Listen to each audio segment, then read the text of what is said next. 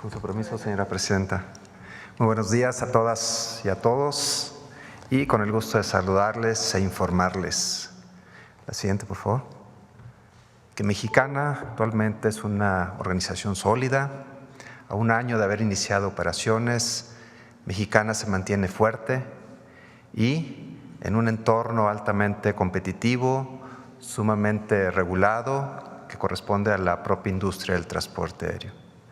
Somos conscientes que enfrentamos desafíos y también que estamos llevando a cabo retos que los convertimos en oportunidades para renovarnos y crecer bajo un enfoque, nosotros le llamamos de calidad en el servicio, pero también con una visión clara en el propio futuro. La siguiente, por favor. Bien, Mexicana en el 2024 estuvimos atendiendo 18 destinos, transportamos en esos 18 destinos más de 384,000 pasajeros, pero también ese año 2024 nos dio la oportunidad para poder medir, evaluar los propios resultados que tuvimos durante ese año de inicio de operaciones. Sí.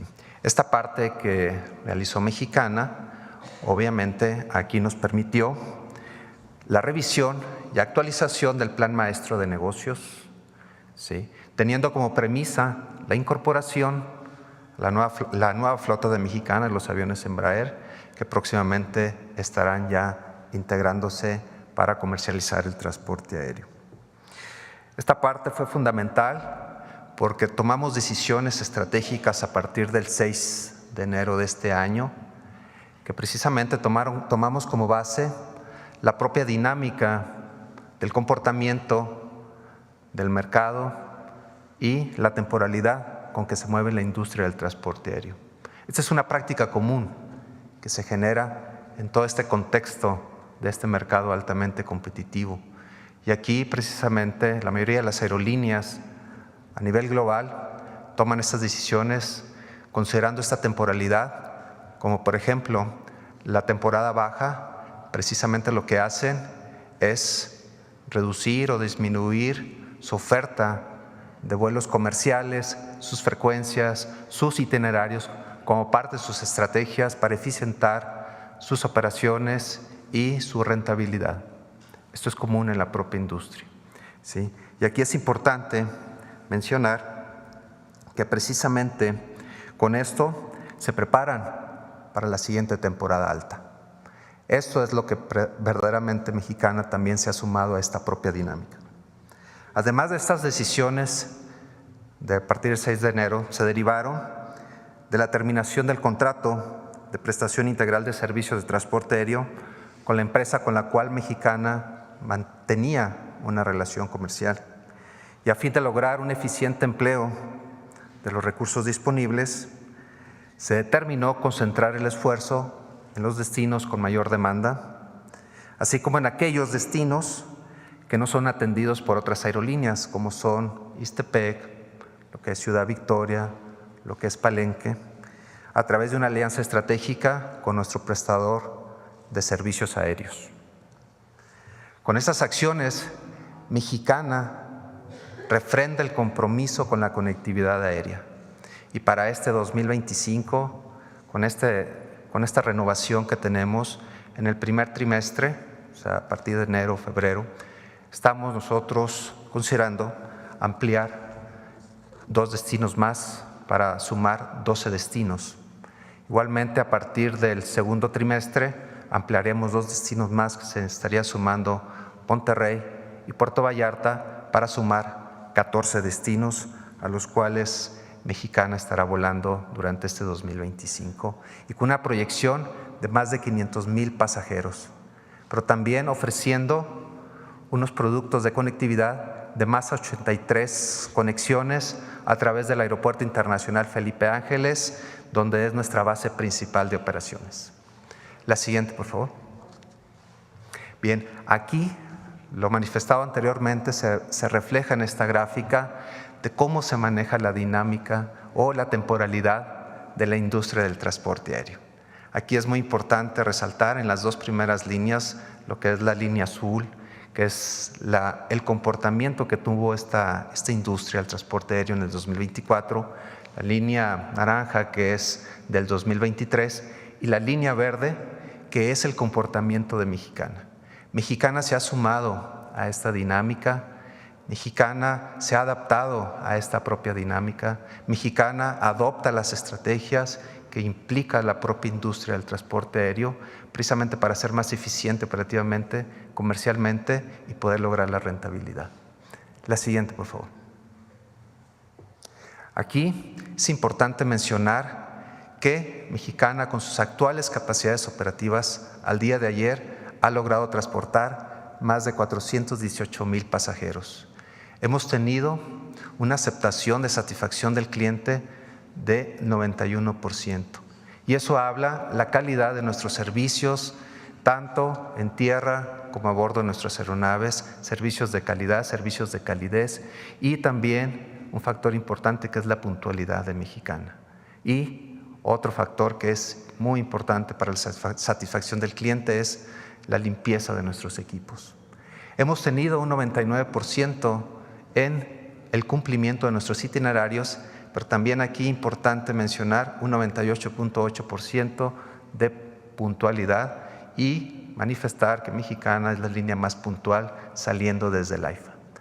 Con esto, aparte de las estrategias que ha implementado Mexicana, como es la optimización de las rutas, tener una flexibilidad operativa, adaptarse al propio mercado, pero también realizar acciones para posicionar la marca, nos ha llevado que en el año 2024 tuvimos un crecimiento sostenido trimestre tras trimestre para lograr un 43% acumulado al cierre del año pasado, es decir, en el cierre del 2024.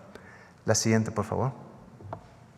Aquí es importante también compartirles que Mexicana, dentro de su plan estratégico, de su plan de negocios, tiene contemplado en el primer semestre de este 2025 continuar operando las rutas con los aviones Boeing. En el primer trimestre estaremos con 8 rutas, posteriormente lo estaremos incrementando a 10 rutas con los Boeing y con nuestra alianza estratégica con el prestador de servicio, las 4 rutas que ya les mencionamos en mantener esa conectividad. Para que a partir del segundo semestre, a partir de julio, empecemos esa transición suave con la nueva flota de aviones Embraer 195 de última generación para, acorde a nuestro plan estratégico, acorde a nuestro plan de negocios, unificar la ruta para hacernos más eficientes, reducir costos operacionales, ofrecer un mejor servicio de calidad para todas y todos los mexicanos, para al final del 2025 estar cerrando con estas 14 rutas ya con una nueva flota totalmente renovada. La siguiente, por favor. Aquí, atendiendo a una instrucción de nuestra señora presidenta, Mexicana realizó alianzas estratégicas con diferentes actores para comercializar el transporte aéreo a nivel global, como ya lo mencionó también la maestra Josefina, que se encuentra en la FITUR.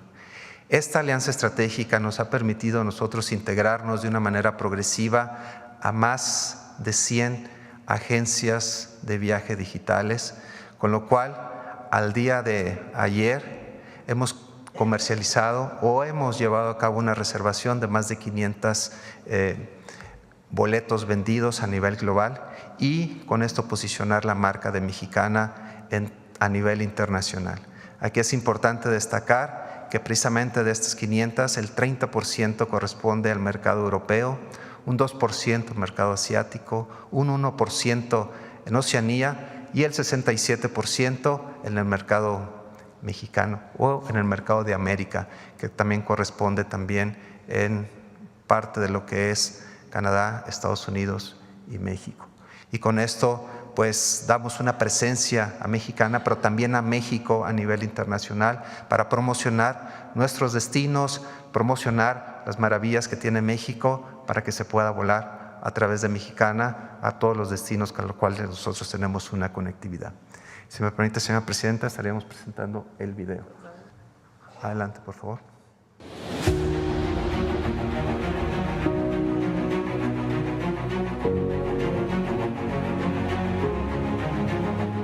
La primera vez nunca se olvida. Hace tan solo un año que retomamos el vuelo. Volvimos a despegar como la aerolínea que siempre fuimos. La mexicana profesional. La mexicana eficiente. La mexicana competitiva. La mexicana preferida.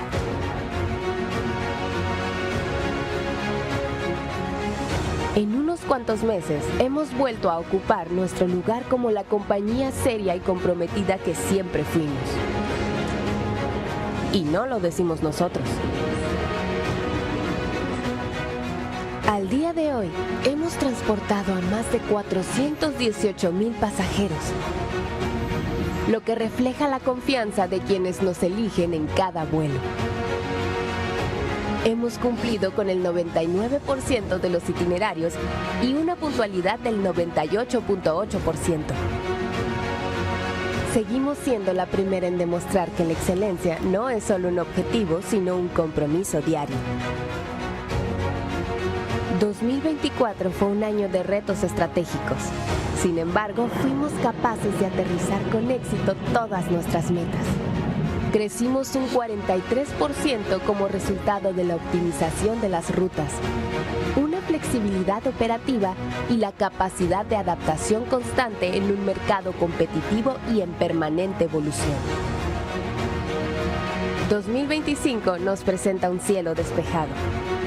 En los 2 primeros meses se prevé un incremento del 10% en nuestras operaciones, lo que se traducirá en un 8% más de asientos disponibles. Estas acciones no solo fortalecen nuestra presencia en el mercado, también favorecen el intercambio de bienes y servicios e impulsan el desarrollo económico de las diversas regiones del país que Mexicana conecta. A partir de abril, expandiremos nuestras operaciones a 14 destinos, incorporando nuestras rutas Monterrey y Puerto Vallarta. Esto significará un aumento del 16% en nuestra oferta de asientos, además de 83 nuevas conexiones desde nuestra principal base de operaciones, el Aeropuerto Internacional Felipe Ángeles. Durante 2025, proyectamos transportar a más de 500,000 pasajeros, conectando el norte con el centro y sur del país, lo que representará un incremento del 31% en comparación con 2024.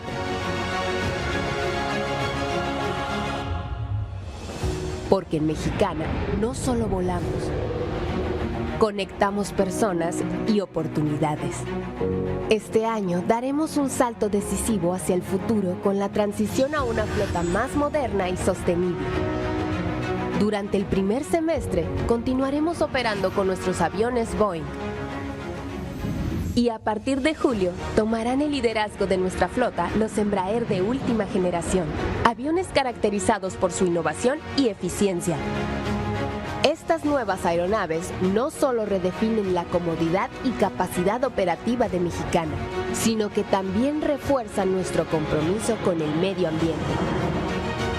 Somos la primera en entender que una aerolínea no solo conecta ciudades y destinos, también conecta historias y personas. Somos la primera convencida en trabajar por un México más responsable y sostenible. Somos y seremos siempre la primera en poner por delante el compromiso con el desarrollo y la prosperidad del país. Mexicana. La primera siempre será la primera. Es cuanto, señora presidenta. Muchas gracias. Vamos con Mexicanos. Muchas gracias. Gracias. Pues otra vez, señora presidenta, muchísimas gracias por tenerme aquí. Es realmente un placer y un honor. Además, también es un placer compartir con ustedes lo que hago, es lo que más me gusta hacer. Y dar también otro punto de vista de todos los maravillosos datos que nos han dado hoy por parte de turismo y por parte de todo lo que hacen fabulosamente en México. Yo les voy a presentar ahora unos datos de lo que hacen nuestros mexicanos afuera del país. Yo soy una de ellas, orgullosamente. Yo nací y crecí en México, me eduqué en México y salí de México hace 28 años y soy ahora una nacional mexicana orgullosísima y también soy una americana. Soy de esa parte de los inmigrantes que son 37 millones de mexicoamericanos en Estados Unidos, que estamos orgullosos de nuestras dos nacionalidades y que desde luego recordamos como siempre, como nuestra patria a México. Entonces, otra vez, como decía la señora presidenta, soy la directora general de una organización llamada el Latino Donor Collaborative. Es una organización nacional en Estados Unidos. Estamos basados en Los Ángeles, pero tenemos impacto a nivel nacional y somos investigación. Hacemos toda clase de investigación acerca de las contribuciones y el impacto económico que tienen los latinos en Estados Unidos. Y la razón por la que empezamos esta organización, yo de hecho empecé a trabajar con ellos hace 10 años, pero los fundadores, que fueron unos hombres y mujeres muy visionarios de lo que había que hacer, que era cerrar esa distancia tan grande entre la percepción de lo que son los latinos en Estados Unidos y la realidad. La percepción y la realidad son completamente diferentes y les voy a enseñar algunos números que los van a dejar impactados. Muchas veces vamos con estos números a hablar con los directores de grandes compañías, con los candidatos presidenciales de Estados Unidos, con el Congreso, me invitan a hablar a la Reserva Federal de Estados Unidos y tengo que ir con alguien que ellos conozcan, porque cuando les enseñamos los números del impacto económico tan tremendo que tienen los latinos, positivo desde luego, a veces no nos creen. Entonces, cuando vean estos números, espero que estén igual de sorprendidos y que sepan que vienen de origen completamente oficial, vienen de números americanos, pero que nadie antes de nosotros habían sacado esos números para enseñarlos como son. El gran impacto que tienen los latinos y una cosa muy importante, casi el 60% de todos los latinos en Estados Unidos son mexicanos. Así es que unos de estos números ustedes van a ver son latinos, pero imagínense que la mayoría la creamos nosotros, los mexicanos. Entonces, para empezar, les voy a decir que los latinos en Estados Unidos son casi 20%. La gente piensa a veces que es menos, ¿no? Y alguna gente también piensa que es más, pero 1 de cada 5 personas en Estados Unidos son latinos. Eso ya nos da un poder impresionante. Somos el segundo grupo más grande después de los anglosajones. Cuando a veces vemos los medios o vemos programas de películas, etcétera, y vemos una gran representación de otras razas y de otros grupos, no nos damos cuenta que nosotros, los latinos, somos el segundo grupo más grande de Estados Unidos. La siguiente, por favor. Otra cosa que también es recuerden, les voy a recordar que en algún momento, en 2008, por la crisis económica en Estados Unidos, la inmigración de México empezó a bajar. Y hoy mucha inmigración es, de hecho, reversa. Entonces, 8 de cada 1 de los latinos en Estados Unidos habla inglés porque en general llevan muchos años y además también, no nada más ya se integraron los inmigrantes, sino ya los hijos, el 93% de todos los jóvenes latinos en Estados Unidos son nacidos en Estados Unidos, precisamente por la disminución de esa inmigración en 2008. Entonces, ¿por qué les digo esto? Porque esto va a explicar un poco los números tan increíbles que les voy a decir en un momento. Adelante, la siguiente, por favor. También volvemos a lo mismo, porque por el nivel el tiempo que han estado ahí y además que hablan inglés, etcétera, etcétera, 4 de cada 5 latinos son ciudadanos. Y esto también sorprende a la gente, porque todo el mundo habla de la inmigración y las deportaciones. El nuevo presidente de Estados Unidos está enfocándose completamente en eso. 5 de cada latino son ciudadanos y el otro ciudadano, o sea, de ese 20% que no es ciudadano, la mayoría tienen permisos. Como ustedes saben, los venezolanos, los cubanos, los salvadoreños, ellos llegan a Estados Unidos con permiso. Entonces, la verdad es que es mucho el nivel y el número de inmigrantes indocumentados en Estados Unidos es mucho menor que toda la retórica de la que hablamos, de la que hablan los periódicos y los medios en Estados Unidos. Siguiente, por favor. Otra de las razones por las que van a ver los números que les voy a enseñar en un segundo es la juventud de nuestra comunidad en Estados Unidos. Aquí hay varios datos, pero a mí el que más me impacta es que la edad más populada de los latinos en Estados Unidos es 12 años.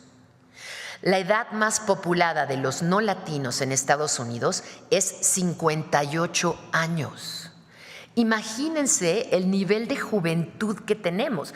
Eso nos da un poderío espectacular y además nos habla del futuro, ¿no? Nos habla de que cómo vamos a estar impactando todavía más en cuanto estos muchachos cumplan 18 años y empiecen a entrar a la fuerza de trabajo. Además, ya muchachos que vienen de familias de inmigrantes, pero que ya hicieron un futuro y una prosperidad en Estados Unidos, que los mandan a la universidad y que tienen un nivel de graduación de universidad avasallador. Somos los que más nos graduamos. Siguiente, por favor.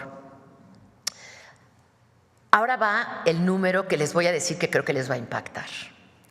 Los latinos en Estados Unidos producen 3.6 billones de dólares en el Producto Interno Bruto de Estados Unidos. Acuérdense que billones de dólares son 12 ceros. Entonces, y les voy a decir qué es lo más impactante, porque claro, hablamos de números y no sabemos muy bien, bueno, trillones, billones, ¿cuánto es eso? No entiendo. En inglés, de hecho, 3.6 billones de dólares es 3.6 trillions, para que no se confundan. Pero si fueran los latinos, nada más en Estados Unidos, no estamos hablando de Latinoamérica, si los latinos en Estados Unidos fueran una economía sola, serían la quinta economía más grande del mundo. Adelante, la siguiente, por favor. Esto quiere decir que si los latinos fueran la quinta economía más grande del mundo, serían nada más pequeños que Estados Unidos total, China, Japón y Alemania. Los latinos en Estados Unidos seguirían después de esos 5 países. Quiere decir que estamos, los latinos en Estados Unidos, produciendo más que países como Rusia, Francia, Inglaterra, desde luego Brasil. Todos estos países que son tan impresionantes, bueno, nosotros producimos más en Estados Unidos que todos esos países juntos.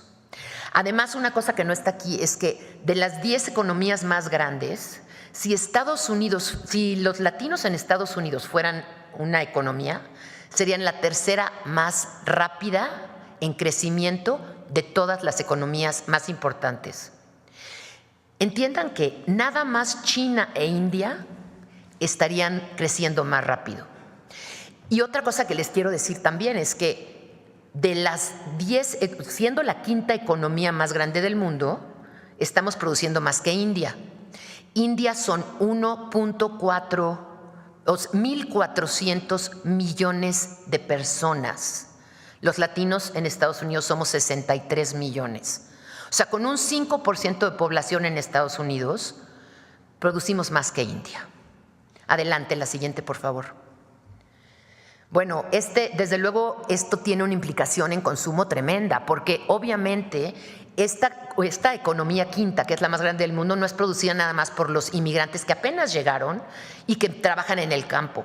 Esta economía está producida por, como les digo, hijos de inmigrantes que ya están a un nivel mucho más próspero, que tienen una educación que la verdad es que cuando llegaron sus papás no hubieran podido tener jamás, son bilingües y tienen esta biculturalidad que yo puedo hablar por experiencia, también puedo hablar por mis hijos, en la que somos más poderosos, porque nosotros podemos ver una economía global, podemos ver un comercio internacional, podemos ver también, pronosticar en muchas formas cómo va a ir la economía, porque tenemos experiencia de nuestros países y sabemos cómo las economías pueden ser volátiles. Los americanos están muy acostumbrados a saber de estabilidad. No están muy acostumbrados a no saber de estabilidad. Entonces, todas estas cualidades nos hacen además una economía, como dice aquí, de maravilloso consumo. O sea, y además, como les repito, la mayoría de nuestra comunidad ni siquiera ha entrado a la fuerza de trabajo y ya tenemos un poder de consumo tremendo. Adelante, me voy a tener que adelantar porque creo que tengo un límite de tiempo. Pero la siguiente también. Bueno, esta es muy interesante, mejor no. Uno de los estudios que hacemos es, hacemos estudios del impacto de los latinos económico en muchísimas industrias, en la industria de tecnología, en la industria de inteligencia artificial, en las escuelas, desde luego, en los medios, en la ingeniería, en muchísimas partes. Entonces, uno de los reportes que hacemos es en cuanto a pequeñas empresas. De acuerdo al Departamento de Estado y del Departamento de Trabajo de Estados Unidos, los latinos fundan más del 50% de todos los nuevos negocios en Estados Unidos. Esto viene también de este espíritu de inmigrante, de aventura, de tomar riesgos, de agradecimiento, etcétera. Entonces, volvemos a lo mismo, más aspectos de por qué somos la economía más grande del mundo. Adelante. Ya lo dije esto, adelante, gracias. Crecemos más rápido, no nada más, como decía nuestro fundador, Sol Trujillo, que es un gran líder latino en Estados Unidos, decía, no importa, no somos nada más enormes, sino además cada vez vamos a ser más enormes. Adelante. Por aquí tengo una gráfica en la que nos está diciendo el Departamento de Trabajo de Estados Unidos que el 78% de la nueva fuerza de trabajo en los siguientes 10 años va a venir de nosotros. Cuando hablamos de deportaciones en Estados Unidos, simplemente no hace sentido. El 78% de toda la nueva fuerza de trabajo en los siguientes 10 años vienen de la comunidad latina. Ustedes imagínense, para empezar, la comunidad no latina americana tiene una tasa de nacimiento bajísima. Nosotros tenemos una tasa de nacimiento mucho más grande, de natalidad más grande, pero además de todo, somos muy jóvenes. Entonces, todo lo que vamos a contribuir en los siguientes 10 años viene de estas características. Adelante. Me voy a tener que adelantar porque ya sé que mi tiempo se está acabando. Pero la siguiente, por favor. Una cosa que quiero hacer énfasis, porque esa es parte de esta idea preconcebida de lo que son los inmigrantes en Estados Unidos y la realidad. El impacto original de nosotros, claro que viene de los campos y claro que viene de la construcción y claro que viene de las industrias de servicios. Quiero que sepan que el crecimiento ahorita ya no viene nada más de esas industrias. Viene de la tecnología. Tenemos un estudio de tecnología que dice que el crecimiento más grande en cuanto a comunidades dentro de la industria de la tecnología ha venido de nosotros. Todavía estamos en el 8%, pero vamos creciendo rapidísimo. Hicimos otro estudio con la Organización de Ingenieros Latinos en Estados Unidos. En 2010, 4% de los estudiantes de ingeniería eran latinos. Para 2021, el 16% de los estudiantes latinos de los estudiantes de ingeniería eran latinos. ¿Se pueden dar cuenta a dónde vamos? Y se pueden dar cuenta por qué esta concepción de deportación es realmente errónea, no para México, en realidad para Estados Unidos, porque estas deportaciones en gran medida vendrán de gente que ya es bilingüe, que tienen ya un capital, que tienen crédito en Estados Unidos y que será una bendición a donde terminen. Si terminan aquí, fabuloso, pero a donde terminen. Y será una gran pérdida para la economía americana. Adelante. Otro dato que es impresionante. De acuerdo al Departamento de Comercio, los latinos, precisamente por este crecimiento económico tan fuerte que tenemos generacional, el 49.5% de todas las casas nuevas en Estados Unidos las compran los latinos. Acuérdense de lo que les dije al principio, 20% somos del país. Estamos comprando casi 50% de las nuevas casas. O sea, eso nos habla del tremendo impacto económico que estamos teniendo. Adelante. Adelante, creo que vamos a tener que… Sí, adelante, por favor, porque además es que todo este crecimiento viene en una tendencia positiva, ¿no? Mi hermano siempre me dice, a ver, no importa lo que está pasando ahorita, ¿cuál es la tendencia? Pues la tendencia de los latinos que cada vez vamos a ser más poderosos. Adelante. Ya les había dicho yo, creamos muchísimos negocios. Siguiente, por favor. Adelante también. Y bueno, estas elecciones, como ustedes pudieron ver, tuvimos un impacto fuertísimo. En cierta manera, los dos partidos nos culpaban. Los latinos votaron por este y los latinos votaron por el otro y demás. Es que ya el impacto de los latinos es muy importante. Volvemos a lo mismo. Somos 20% de la población y tuvimos 15% de impacto. Acuérdense que la mayoría de nuestras gentes no ha llegado a los 18 años, no pueden votar. Pero nada más piensen en este número del censo. El 30% de los bebés nacidos en Estados Unidos son latinos. Piensen en las votaciones en 18 años. 30%. Entonces, pero aún con este 14%, como ustedes saben, el margen en las elecciones fue muy pequeño. El margen, en realidad, es que la elección se ganó por 3 o 4 estados con un rango muy pequeño de diferencia entre los dos candidatos. Entonces, este 14% hace una tremenda diferencia. Adelante. No nada más eso. Yo hablé mucho de economía. Somos como decimos en Estados Unidos, think tank, un centro de investigación que está completamente basado en el impacto económico para que tengamos entonces estas armas para tener conversaciones fuertes como la presidenta va a tener y como el equipo de la presidenta van a tener en este año. Pero además de todo, es esta parte de los latinos que nos hace realmente indispensables socialmente. Somos una cultura sumamente agradecida, una cultura que se mezcla perfectamente en cuanto a amigos, en cuanto a matrimonios, se integra inmediatamente. Somos una cultura que tiene muchísimo impacto en como dicen los americanos, en la pop culture, en la cultura popular, ¿no? O sea, no tengo que decirles de Bad Bunny y de Peso Pluma y todos estos fenómenos que son impresionantemente poderosos sin mercadotecnia, por cierto, porque no les dan un centavo de mercadotecnia, simplemente son populares a nivel global. Entonces, esta parte civil de la que nosotros no tenemos realmente información, también es una parte importantísima. Adelante. Y quiero terminar con decirles esto, que para mí es un mensaje tan importante de lo que está haciendo la presidenta Sheinbaum, pero también lo que estamos haciendo en Estados Unidos. El Producto Interno Bruto de los latinos, de los mexicanos, ahora voy a hablar nada más de los mexicanos en Estados Unidos, es 2.06, como quien dice 2.1 redondeando, de billones de dólares del Producto Interno Bruto. Somos el 60% de los latinos. Somos 37 millones en Estados Unidos. Imagínense. Este 37% que tiene un crecimiento económico fabuloso, interconectado con los 130 y tantos millones mexicanos, con esta unión que tenemos apasionante, con este nuevo orgullo que hemos vivido en los últimos años en Estados Unidos y también aquí, la conexión es sumamente importante y yo por eso estoy sumamente honrada de estar aquí porque quiero contribuir en lo que más que pueda, lo queremos los mexicanoamericanos contribuir en lo que más podamos y hacer de esta comunicación una oportunidad inmensa de crecimiento, no nada más para México, sino también para Estados Unidos. Muchas gracias. Buenísimo. Bueno, ahora sí vamos a las preguntas, lo que nos dé el tiempo. A ver, vamos a ver por acá, a ver acá. Gracias, Presidenta. Buenos días.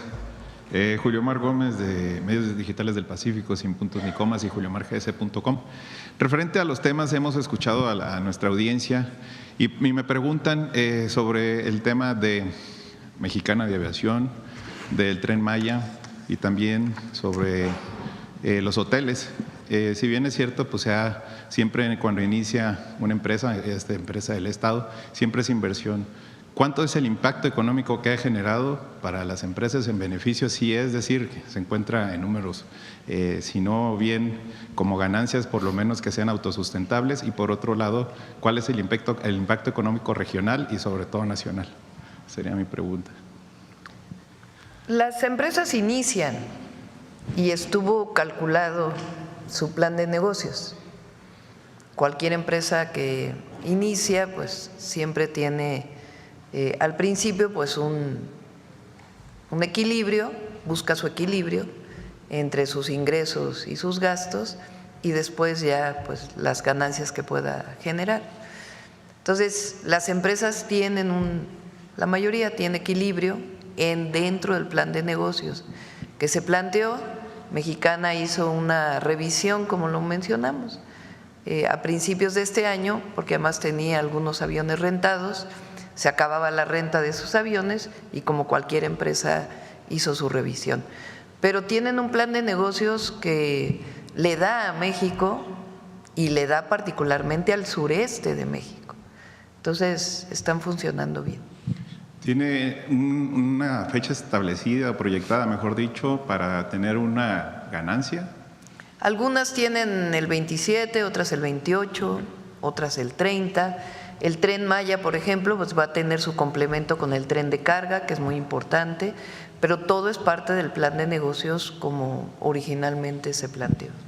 Bueno, si bien es cierto, Donald Trump, que desde que tomó posesión ha estado firmando algunos decretos, haciendo, pues vaya, de cierta manera alertando a ciertos países, México es uno de ellos en cuanto al tema migratorio, pero también otros países se han visto afectados por el tema de que dice se adjudica nuevamente a Panamá y ya hay también pues réplicas sobre lo que ha dicho sobre Panamá, incluso hasta comprar la Groenlandia y todo, bueno, muchas situaciones. El día de ayer pues el presidente del Consejo Empresarial había hecho pues un comunicado, una afirmación sobre que se tiene que renegociar este 25% del impuesto de los aranceles. ¿Qué opinión tiene de esta situación que el Consejo Coordinador Empresarial pues ya salió también a hablar sobre este tema? ¿Qué hay sobre este tema en específico sobre los aranceles que estaría el Estado mexicano pues junto con las cámaras empresariales estando en negociaciones? Como lo mencioné el otro día, nosotros nos basamos en los decretos que firmó el presidente Trump. Entonces, el decreto que firmó respecto a este tema establece que inicia un proceso de revisión como debe ser, o de consulta más bien, dentro de Estados Unidos para la revisión del tratado del 2026. Eso es lo que dice el decreto. Y después tiene un párrafo pequeño que tiene que ver con la posibilidad de que el Departamento de Comercio revise a partir de temas como el tráfico de fentanilo o algunos otros temas. Pero no hay nada. Lo que hay exclusivamente es lo que tenemos hoy y el diálogo que ya se estableció con el gobierno de Estados Unidos. Entonces, y tenemos muy buena relación con el Consejo Coordinador Empresarial.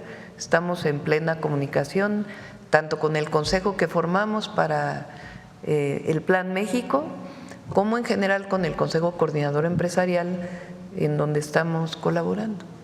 Muchas gracias, presidente. Incluso recuerdo que les agradecemos porque están ofreciendo cerca de 35,000 plazas de empleo en este momento para las y los mexicanos que pudieran ser deportados de Estados Unidos y que van a ser recibidos en los centros de atención. ¿Y saben qué sectores serían estos empleos? Distintos, de servicios, hay de manufactura, de varios temas. Muy bien, muchas gracias, presidenta.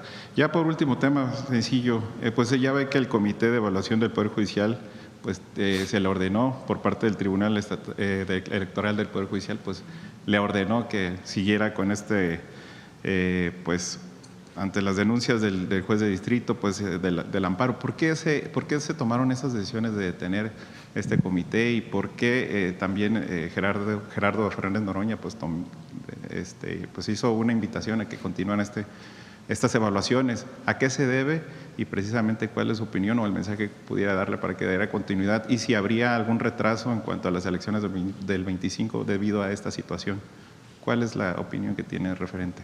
La reforma constitucional establece que para realizar la elección de jueces, magistrados y ministros y también de magistrados del Tribunal Electoral y del Tribunal Judicial, establece un mecanismo para poder definir quiénes van a participar en la elección el 1 de junio. ¿Cuál es este mecanismo? Se forma un comité en el Poder Judicial que coordina la Suprema Corte de Justicia de la Nación. 5 personas que son seleccionadas por el Poder Judicial. Un comité del Poder Ejecutivo, es decir, nosotros definimos 5 personas que trabajan para poder definir quiénes van a participar en las elecciones. Y en el caso del Poder Legislativo también tienen 5 personas. Esos son los comités de selección. ¿A quién seleccionan? Pues se abrió un proceso para inscripciones. Se inscribieron miles de personas, miles de abogados y abogadas. ¿Cómo son seleccionados? Primero, si cumplen con lo que dice la Constitución, que deben de cumplir. Deben de tener al menos 8 de promedio en la carrera, deben de presentar cartas de recomendación, deben escribir un ensayo y algunos otros temas. Entonces, la primera selección es, te inscribiste, tenías 7 de promedio, pues no pasas al siguiente proceso. Te inscribiste pero no presentaste tus cartas de recomendación, pues no pasas a la siguiente fase. Eso fue lo primero que hicieron y publicaron. Ahí hubo un periodo de reconsideración porque hubo personas que dijeron, no, yo sí lo entregué, aquí está. Y entonces, pues como en cualquier persona, pues hay que darle su espacio para su reclamo, digamos. Y entonces ahí se define una lista final. Después de ahí, ¿qué ocurre? Hay entrevistas, que si ustedes se fijan, pues han estado entrevistas en todos los lugares. Bueno, ¿qué pasó con el Comité del Poder Judicial? Dejó de funcionar. Recibieron, hicieron una selección y mientras estaban en ese proceso, de pronto dijeron, ya no funcionamos, ya cerramos el proceso. ¿Por qué? Porque dicen que hubo amparos. Ahora, ¿qué es lo que pasa con los amparos en un proceso electoral? No proceden, porque ¿quién es, de acuerdo con la Constitución, quien regula los procesos electorales? El Tribunal Superior del Poder Judicial de la Federación. El único tema en donde la Corte no es el máximo poder en términos de una controversia, de un amparo, de un juicio, es el electoral. Entonces, llevaban ya algún tiempo sin funcionar. Hace poco yo dije, bueno, ¿por qué este tema sin los amparos no proceden? Pero además, si ustedes recuerdan, hubo una siguiente reforma constitucional que estableció que en el caso de reformas constitucionales los amparos no proceden, que era algo que ya estaba en la ley de amparo, pero después pasó a la Constitución. Entonces, ¿qué hace ayer el tribunal, la Sala Superior del Tribunal Electoral del Poder Judicial de la Federación? Le dice, Corte, no tienes razón en parar tu proceso, tienes que continuarlo urgentemente, tienes hasta el 31 de enero para terminarlo, para que pueda proceder la elección. Eso es lo que pasó el día de ayer y a mí me parece bien, porque es lo que corresponde respecto a la Constitución. No tiene razón la Corte en haber parado el proceso. Entonces, eso es lo que ocurrió ayer y qué bueno que el Tribunal Electoral lo hizo, porque lo que refleja, pues, es que en efecto es un proceso electoral. ¿Qué ocurriría si no lo hicieran? Bueno, hay sanciones de parte del Tribunal Electoral. ¿Y atrasaría si en caso que no lo hicieran? No. ¿Se seguiría haciendo la...? Sí, porque el INE, que es quien organiza las elecciones, ¿quién es, digamos, el tribunal que le dice sigue o no sigue? El Tribunal Electoral. Entonces, por eso continúa la elección y será el 1 de junio. Y el único que podría decir que hay un tiempo distinto, pues sería una nueva reforma a la Constitución, porque la Constitución tiene establecidos los tiempos. Claro, el Senado, frente a temas que no hubieran sido considerados, tiene la atribución para dar lineamientos. Entonces, por eso es la razón por la cual el tribunal establece corte, tienes que continuar. Muchas gracias por la explicación, Presidenta. De Sin Puntos ni Comas, por si no me presenté también. Gracias. Gracias.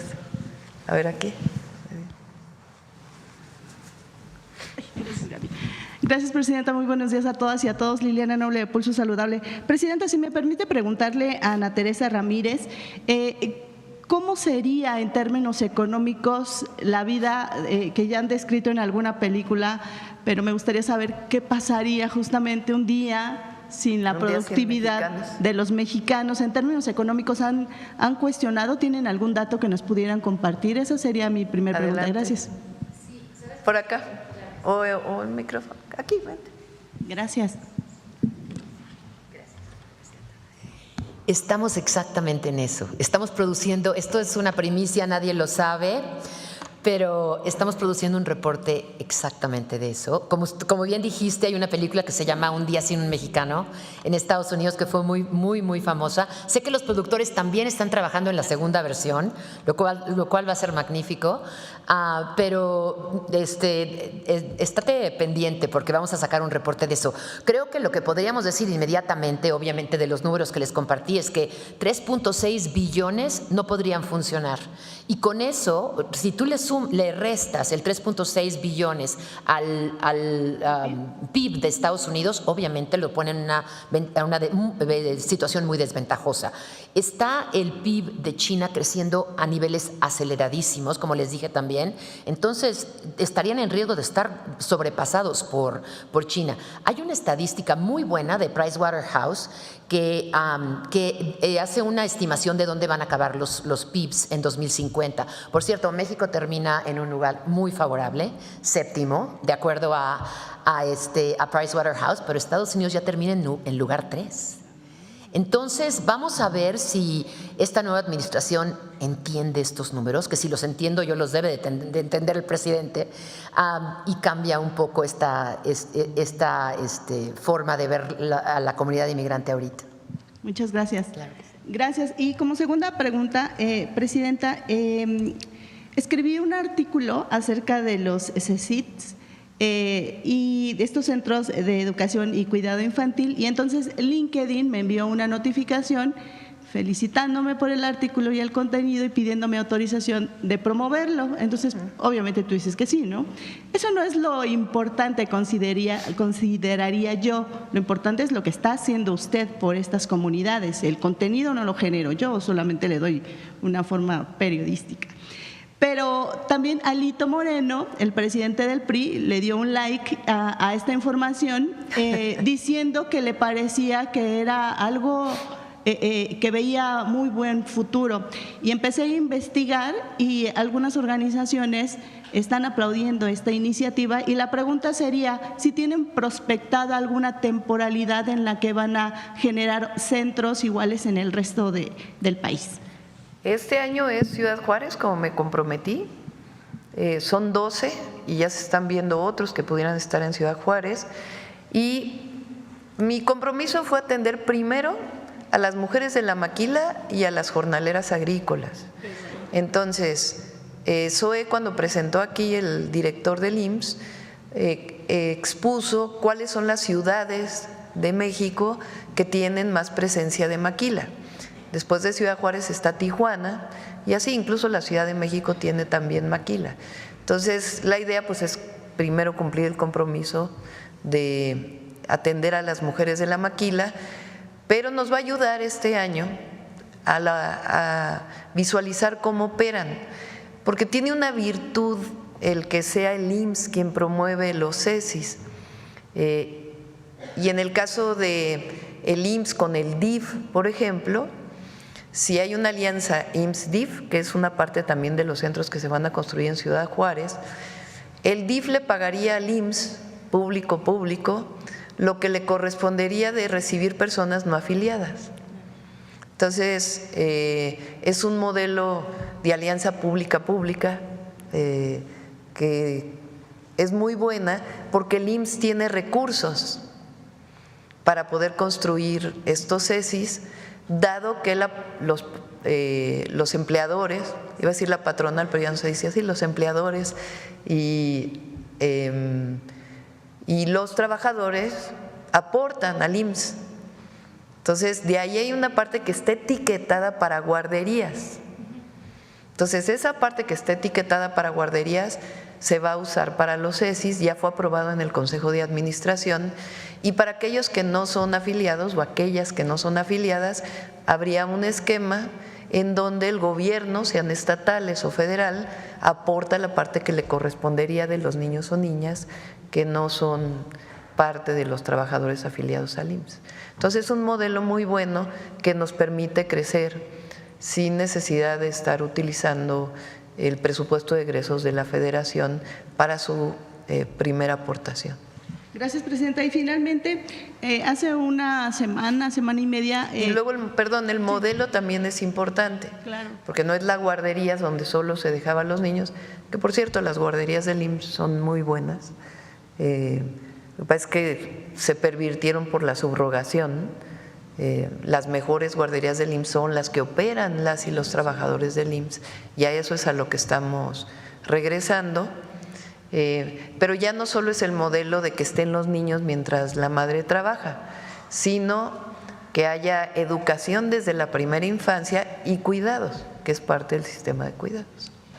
Y finalmente, Presidenta, le decía que hace semana y media o tal vez 2 se hizo la firma de este convenio para proteger el bosque de agua entre la jefa de gobierno, Clara Brugada, la gobernadora del Estado de México, Delfina, y también la gobernadora de Morelos.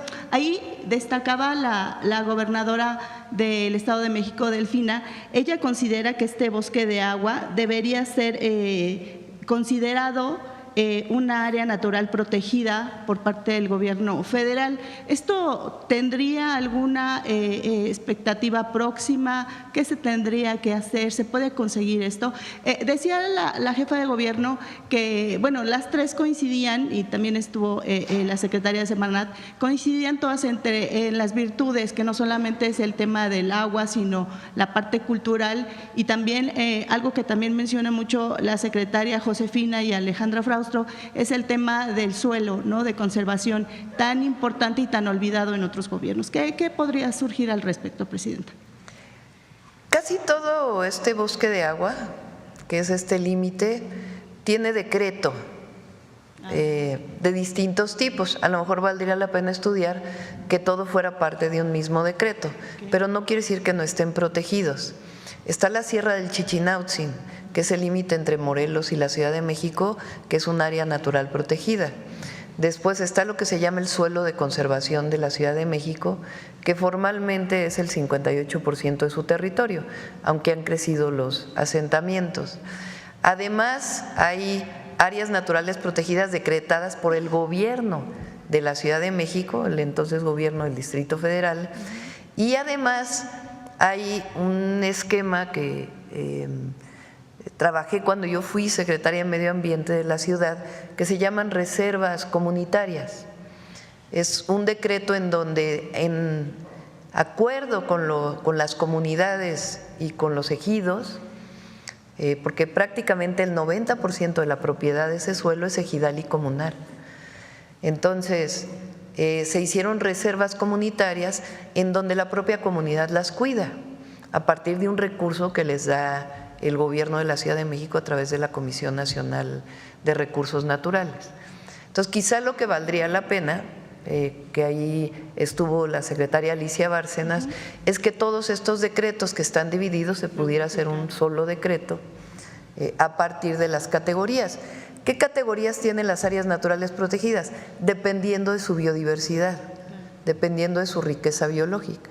El suelo de conservación de la ciudad se estima que llegó a tener alrededor del 12% de la presencia de la biodiversidad de todo el país y el 1% de la biodiversidad del planeta. Entonces es un área muy rica en biodiversidad, en cultura también, porque ahí viven los pueblos originarios, particularmente de la Ciudad de México, y sí es una zona muy importante para que se proteja. Y un solo dato, ¿va a asistir al informe de los primeros 100 días de la jefa de gobierno el domingo en el auditorio? Va a ir un compañero, secretario, secretaria. Tenemos planeado, en principio, ir a Oaxaca, Estamos revisando algunos temas, pero en principio tenemos planeado ir a Oaxaca, a la Mixteca.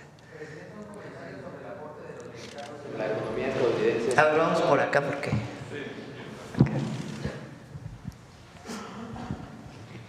Muchas gracias, Presidenta. Buenos días. Yaret Arciniega, de Revista Fortuna.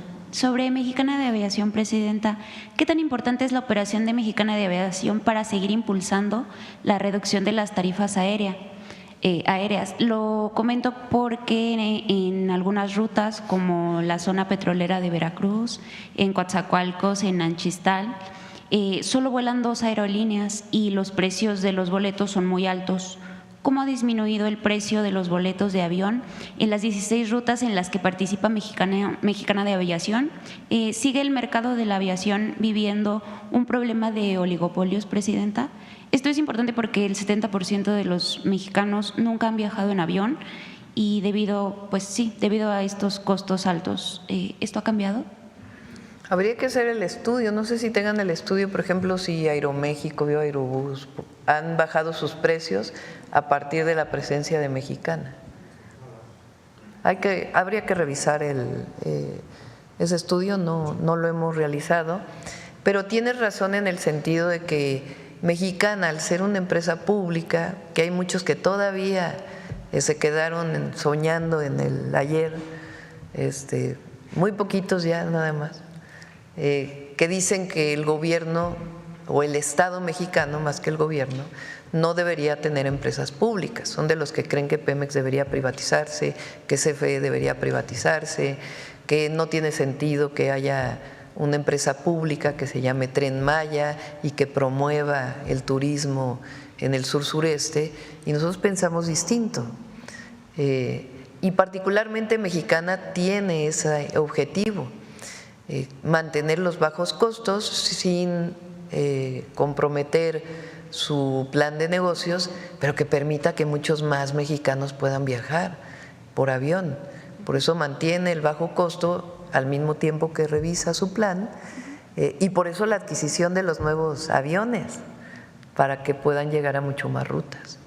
Muchas gracias, Presidenta. En otro tema, después de los primeros días de mucha incertidumbre, los mercados de valores y financieros comienzan a realizar nuevas interpretaciones sobre el gobierno de Donald Trump y su enfoque sobre las inversiones. Hoy el tipo de cambio se está recuperando y la inflación está en niveles de 3.6% durante la primera quincena de enero. Se asegura que viene un nuevo rally de innovación y nuevas inversiones que retomarán proyectos como el de la planta de chips en Arizona, que está esperando ingenieros que no están en Estados Unidos, y está esperando agua que supuestamente México en Arizona le adeuda. Además, en los parques industriales no hay ni un solo metro cuadrado disponible, Presidenta.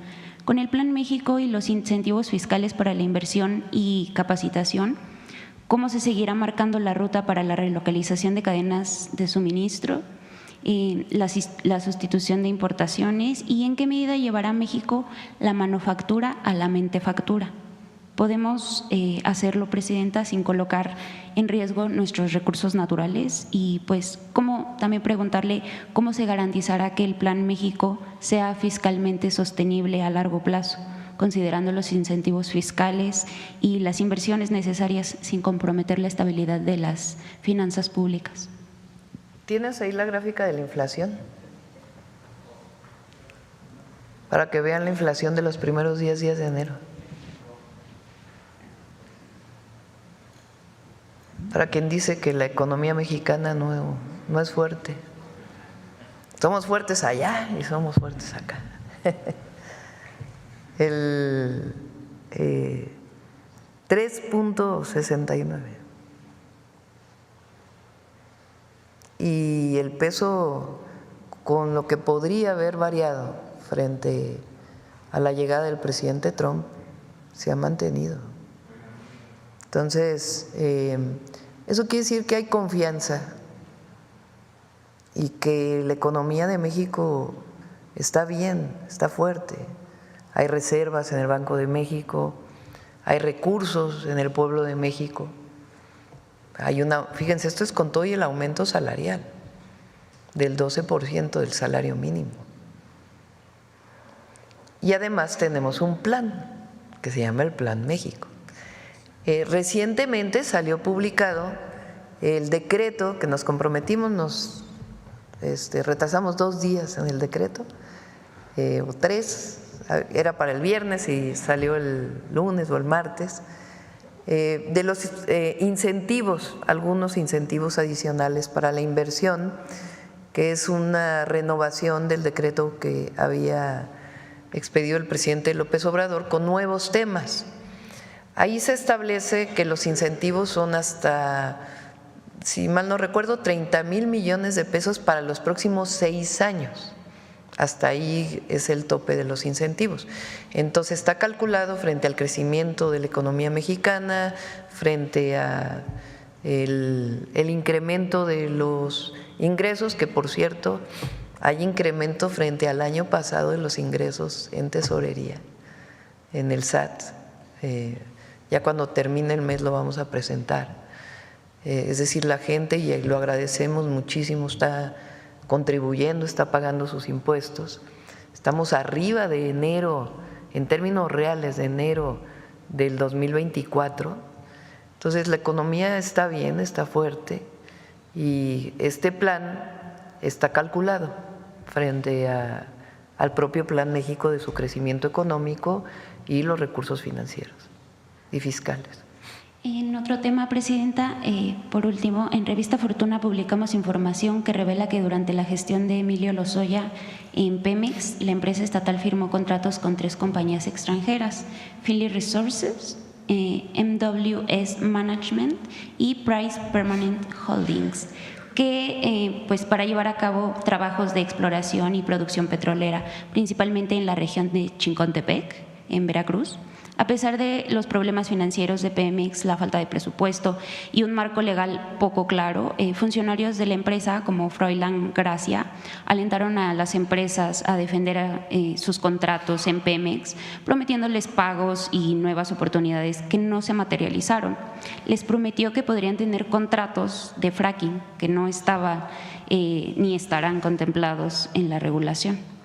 En 2021, las empresas decidieron recurrir a un arbitraje internacional a través del Centro Internacional de Conciliación de Diferencias, el CIADI, debido al incumplimiento de Pemex y la falta de resolución en los tribunales mexicanos.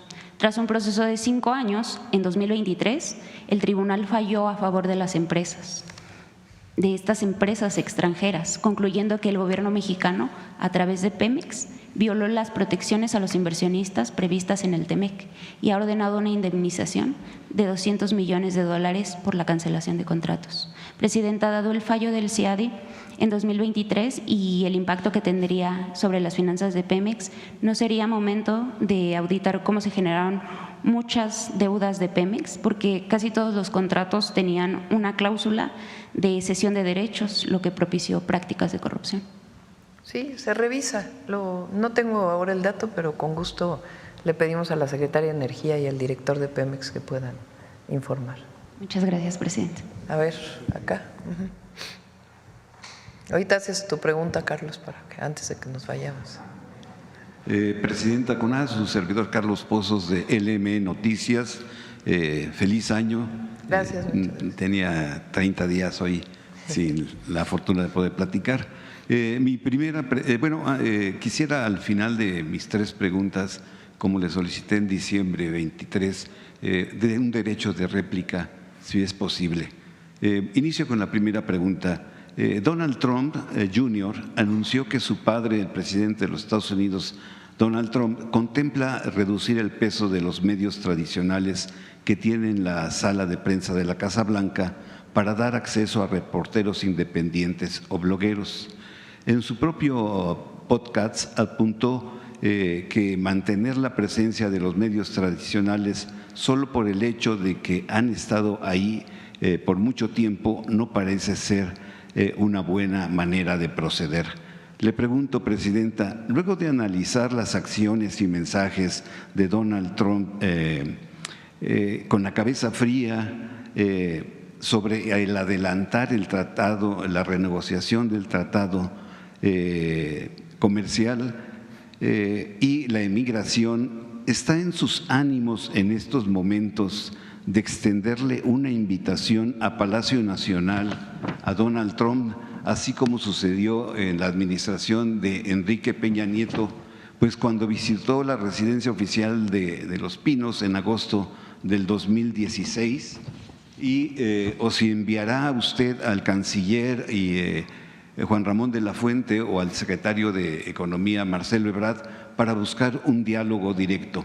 Eso por una parte, y por otra parte, ¿qué le parece la importancia que se le está dando en Estados Unidos a los medios independientes y si usted aconsejaría a Donald Trump que hubiera una mañanera en la Casa Blanca? Repito, hay que remitirse a los decretos que se firmaron. Entonces, en el decreto que se firmó establece la revisión, porque ni siquiera es renegociación, la revisión del tratado para 2026.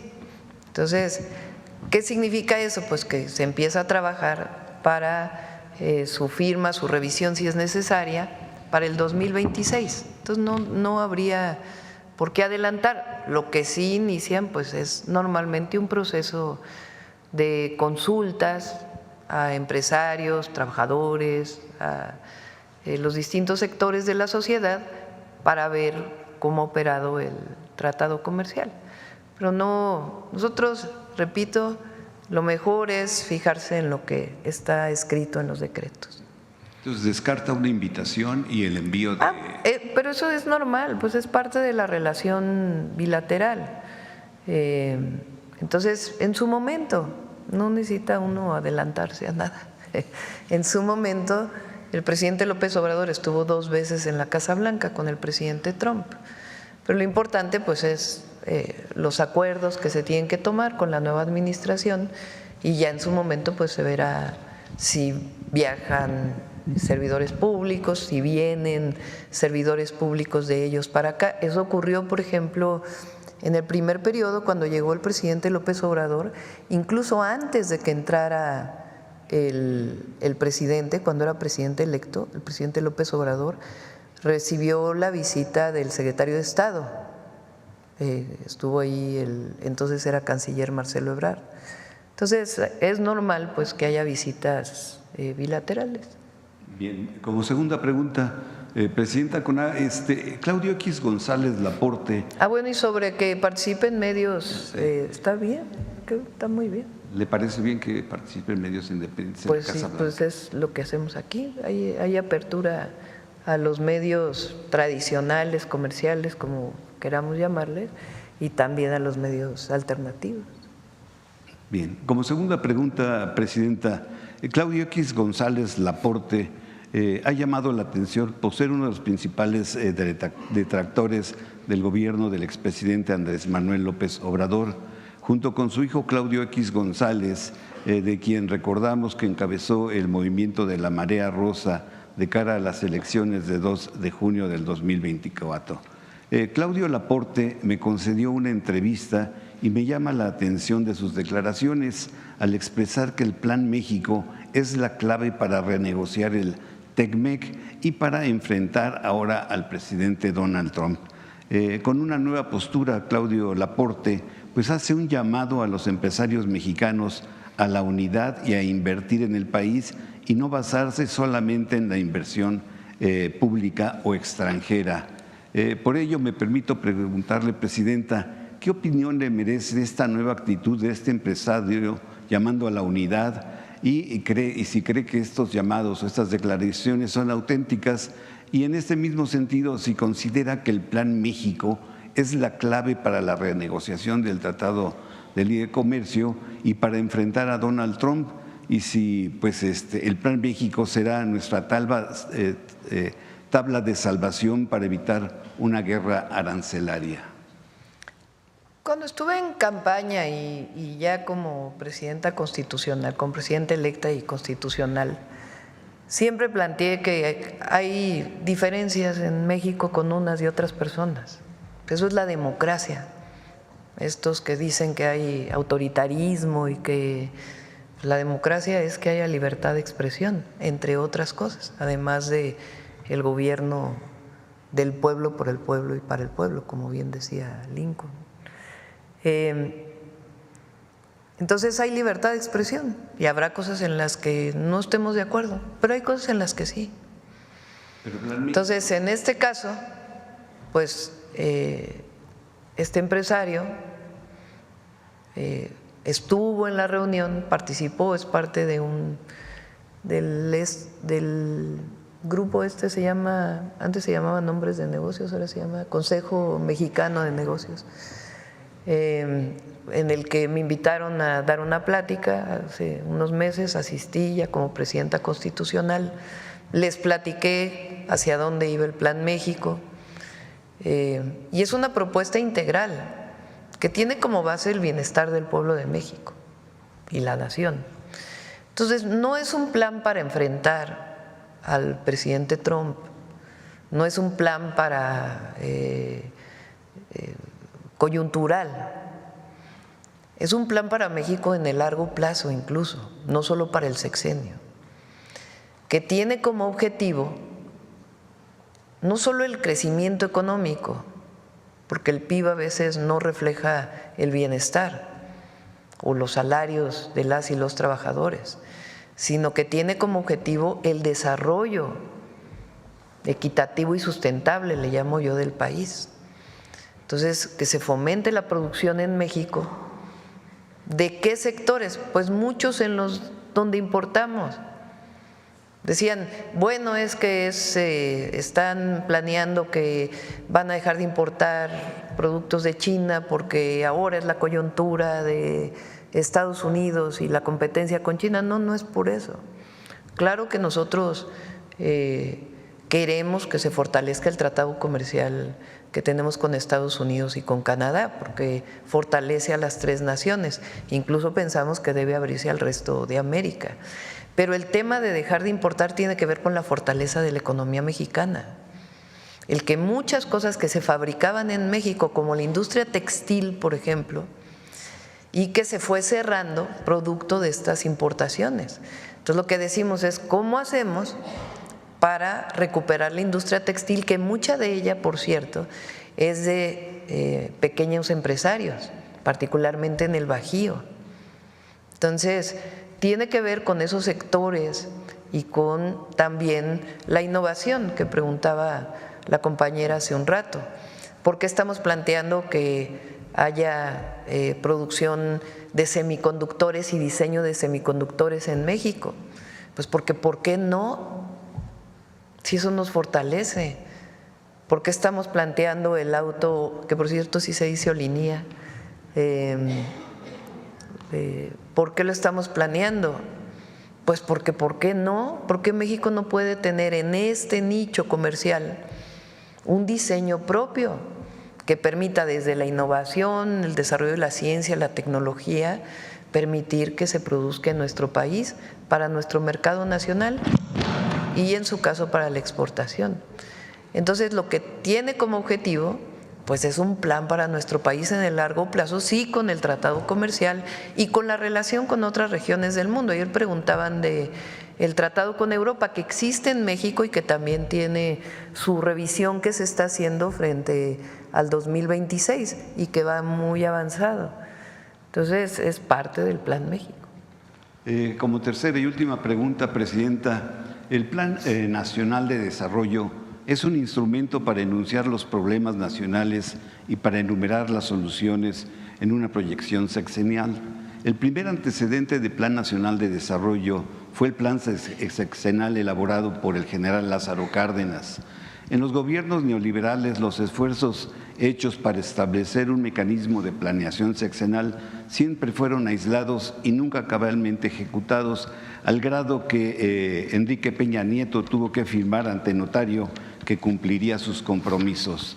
Mi pregunta es, Presidenta, el próximo Plan Nacional de Desarrollo 2025-2030, que será integrado a finales de febrero, ¿será cumplido al 100% por su administración, a diferencia de lo que hizo Felipe Calderón y Peña Nieto, pues que no pudieron cumplir con los planes sexenales, y preguntarle también si hay la posibilidad o ve usted la posibilidad de que Morena pudiera volver a gobernar después del 2030 para darle continuidad al proyecto.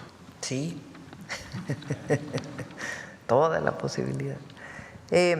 Fueron muy buenos los foros, a ver si mañana Jesús nos presenta el cierre de los foros. El último foro me contó Jesús en Michoacán de pueblos indígenas, parece que fue algo muy bonito, con mucha participación.